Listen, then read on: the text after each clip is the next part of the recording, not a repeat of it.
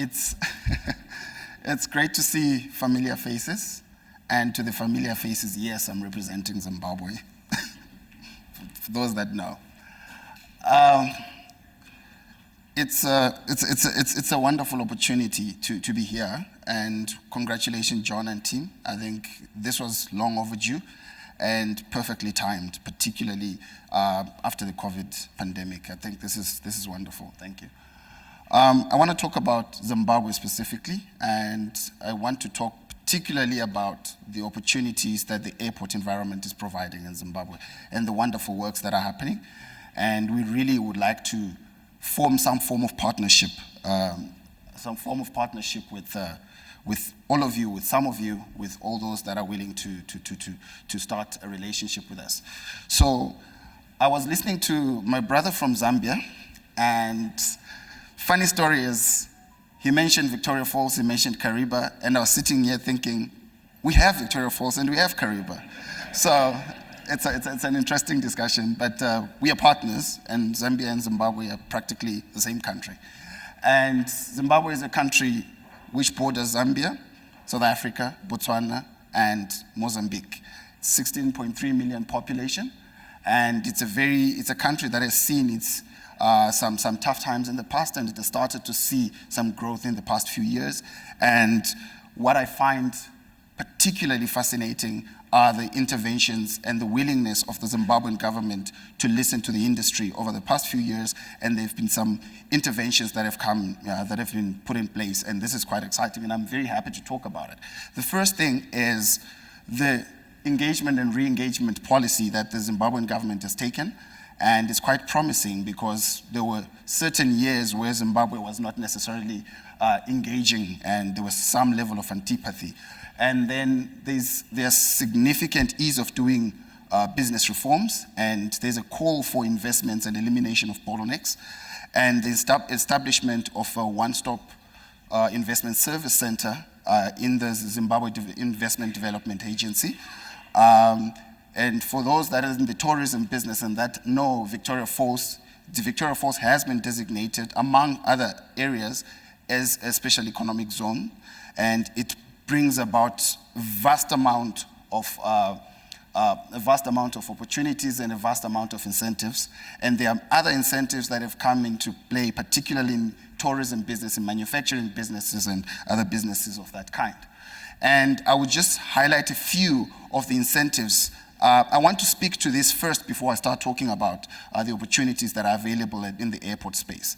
So I will talk a lot about PPP relationships that we would like to get into with people that are interested. So according to the new frameworks that are available in Zimbabwe, people that enter into PPP arrangements with the government enjoy zero-rated corporate income tax for the first 5 years and a flat rate of 15%. Subsequently, special initial allowances, accelerated capital allowances over 3 years for capital investments. The expatriates for specialized skills enjoy a 15% flat tax rate, which is significantly lower than some of us. Exemptions on non-residents withholding tax on fees, on royalties, on dividends, and 100% rebate on customs duty. And it's very important to also mention that government is also guaranteed, currently it's been making it very clear that you are able to repatriate your dividends and your capital when you invest into Zimbabwe. I know that has been a discussion of concern over the past few years. So I'm representing the Airports Company of Zimbabwe, which is a fairly new company. It was formed in 2018, and it came about from the unbundling of the Civil Aviation Authority, and Airports Company's mandate is to operate airports commercially.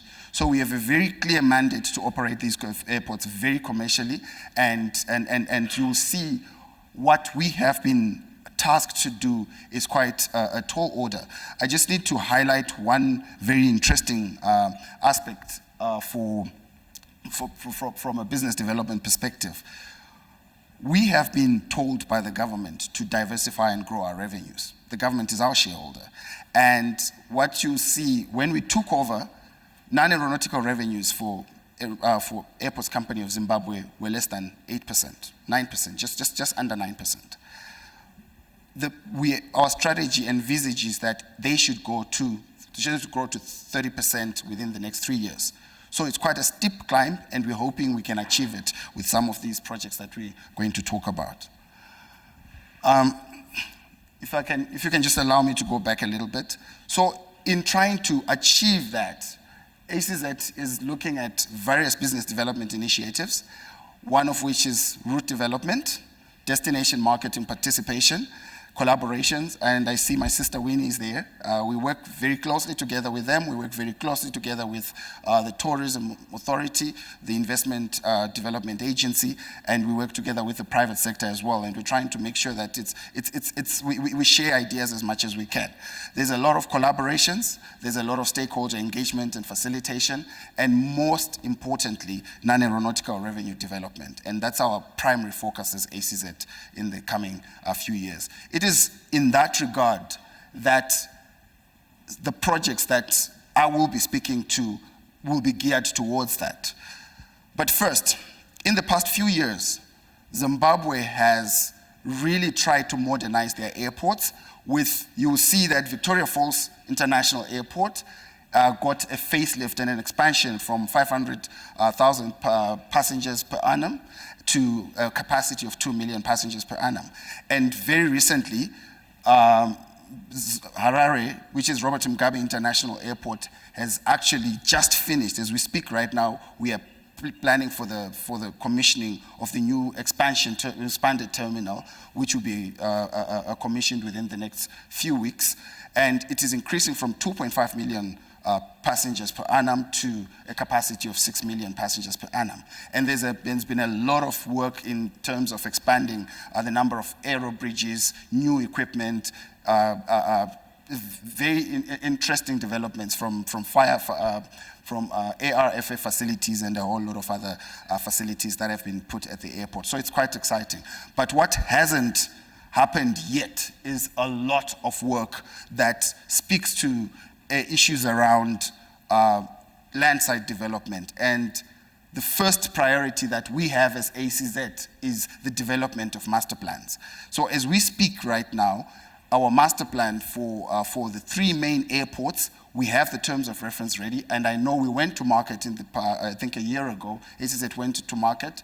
A few issues around the responsiveness of the bids, and we sat back and we refined the terms of reference, and within the next couple of weeks or within the next month, you'll be seeing that terms of reference for 3 master plans for the 3 international airports will be going out to market. It will be very interesting, and we'd really like to have the ideas and the new participation of people that have that skill within this room and all over the aviation industry in the world. It's an international bid, and we really would like to invite bidders in that regard. So in the interim, there are projects that have been earmarked, and those projects, it is with the understanding that those developments or those projects will be integrated in the respective master plans. So I will talk about a few projects that are quite interesting and exciting within the airport real estate space that we have earmarked and we're really seriously looking into. First, foremost, the one discussion that has been happening quite commonly within the conversation over the past few days is opportunities for airport hotels. All airports in Zimbabwe, as you saw in that slide, do not have airport hotels. In whatever version, whether it's 7 kilometers or 1 kilometer, we do not have any airport hotels. And there's a significant opportunity for investment into an airport hotel.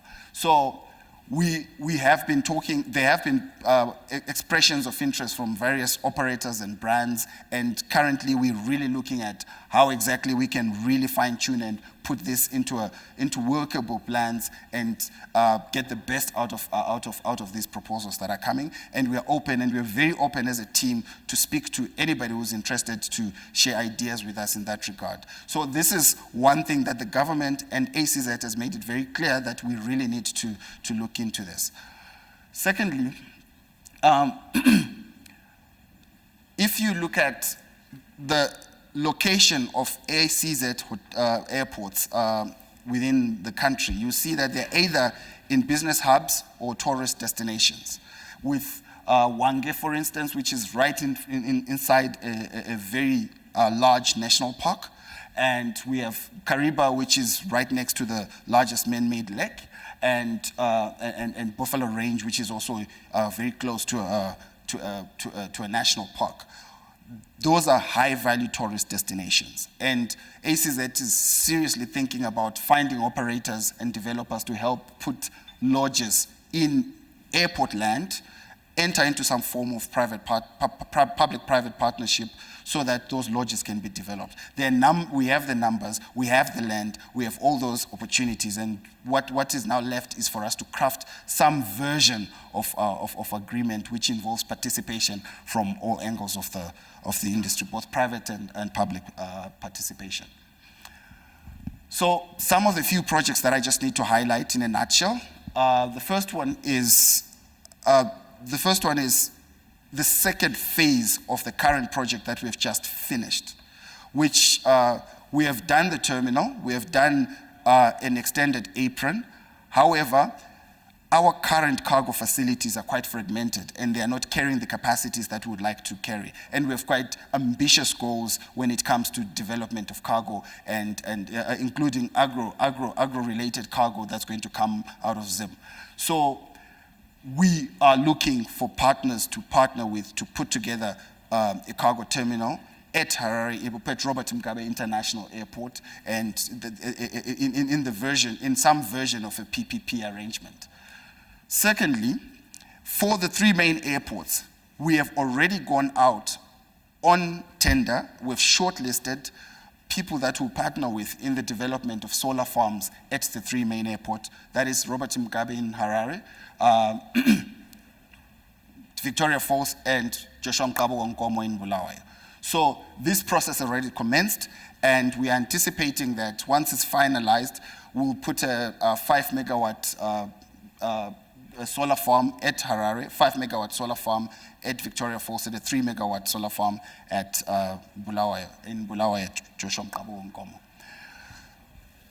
Also, furthering from what we have said, we intend to modernize the landside facilities and would like to develop a 3-story car park which will have a mall in there so that it can serve both the airport users as well as the communities around the airport. There's a significantly growing community around the airport, and that is a very underserved. People have to drive in traffic to go towards the city center to try to get certain services. So that land is available, and while we are expanding our parking facilities, we would like to also put some food courts and some version of a strip mall. In Victoria Falls, we have also finalized the terms of reference to have an uplift catering facility because we've seen a significant increase in international airlines that are flying into Victoria Falls, and the passenger numbers in Victoria Falls have been increasing. So as you'll be seeing over the next few weeks, you'll see that the terms of reference will be out, and the tender process for operation and developing and operation of a uplift catering facility will be done. As I've mentioned the solar farm, and as I also mentioned, Victoria Falls strategically located very close to the falls and very close to Zambia, but yeah, we'll share the Victoria Falls anyway. We are looking to constructing a 150 to 200 bed hotel in Victoria Falls, and it will be a wonderful addition to Victoria Falls because there's a significant shortage of hotels in Victoria Falls. And one thing that has always come out in conversations that we have is that conferencing facilities in Victoria Falls are not adequate to serve the demands for them. So it's a very interesting conversation that ourselves and ZIDA are willing to facilitate.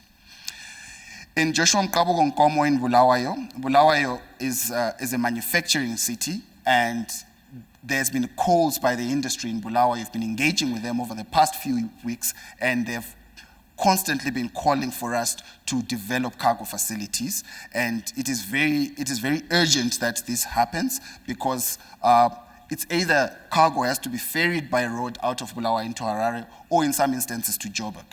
And the airport has all the land that is required. It has hangars that are unused, and if there is an operator and a developer to try to help us to do this, it will be much appreciated. The investment climate I've spoken a little bit about, but we are very willing to speak to you about it.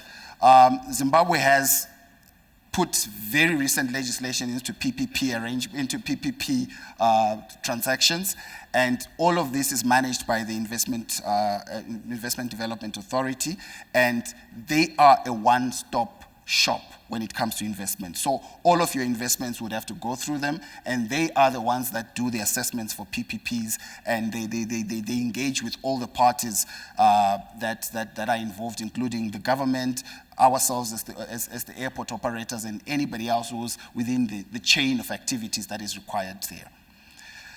We are also happy to share some of this information if you do come and will meet with us over the next couple of days on how the investment climate works in Zimbabwe, what exactly are some of the answers to the questions that most people might have when it comes to investing in Zimbabwe. But the thrust of the story is, or the gist of the story, is that we work very closely with the Investment Development Authority, and they have been put in place to make sure that they attract investments into the country, and they take very good care of those that have got investment interest. And here, I'm not going to talk much into it. There is a PPP project life cycle that is followed, and a few PPP projects have been approved over the past few years, and it's very promising. And in the transport sector, particularly in aviation, we have not been doing that very well. And with the formation of ACZ, we're really looking into entering into more of that, into more of those. Thank you very much, Entertender. We look forward to talking to you very soon. Thank you.